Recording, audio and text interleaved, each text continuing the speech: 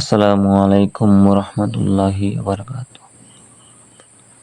সম্মানিত ভাই ও বোনেরা, আজকের এই ভিডিওতে আমি আলোচনা করব প্রত্যেক নামাজের শেষে এই দোয়াটি একবার পাঠ করবেন এবং এই দোয়াটি সম্পর্কে নবী করিম সাল্লাল্লাহু আলাইহি ওয়াসাল্লামের একটি হাদিস আছে, যে হাদিসটা আবু আইয়ুব আনসারী রাদিয়াল্লাহু তাআলা থেকে বর্ণিত। এবং এই দোয়াটি তেলাওয়াত করলে অর্থাৎ পাঠ করলে আপনার আমল আখলাক উত্তম হবে। তো আলোচনা অবস্থায় সাথে থাকবেন। আমার এই ছোট্ট ইউটিউব চ্যানেলটি সাবস্ক্রাইব করে দিনের পথে আগার জন্য সাহায্য করবেন।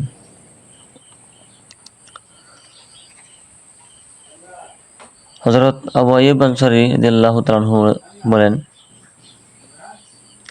আমি যখনই নবী করিম সাল্লাল্লাহু আলাইহি ওয়াসাল্লামের পিছনে নামাজ পড়েছি, নামাজ শেষে অর্থাৎ নামাজ শেষ করে তাকে এই দোয়া পাঠ করতে শুনেছি।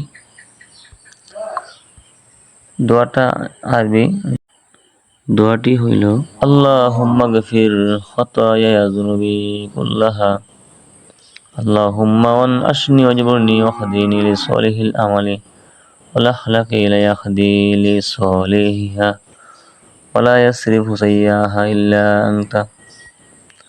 এখানে সুন্দর অর্থ দেওয়া আছে, আপনারা অর্থ মস্ত করলে ভালো, দোয়াটা পড়ার সময় মজা পাওয়া যায়। তো আমি দোয়াটা এখানে স্ক্রিন বরাবর দিয়ে দিলাম, আপনারা এখান থেকে শিখে নেবেন। ভিডিওটা যে সময় দেখবেন ওই সময় ভিডিওটা এখানে আরোপ করে বন্ধ করে এই স্ক্রিনশট দিয়ে নেবেন, মোবাইল থেকে স্ক্রিনশট দিয়ে তারপরে দোয়াটা মস্ত করে নেবেন। তো দোয়াটা প্রত্যেক নামাজের পরে একবার পাঠ করবেন, ইনশাআল্লাহ আল্লাহ রাব্বুল আলামিনের অশেষ রহমতে আপনার আমল উত্তম হবে, আপনার চরিত্র আখলাক উত্তম হবে। যেহেতু নবী করিম সাল্লাল্লাহু আলাইহি ওয়াসাল্লাম প্রত্যেক নামাজে এসে এই দোয়াটা পড়তেন। দোয়াটা তাবারানী হাদিসে আছে এবং মুনতাখাব হাদিসও আছে।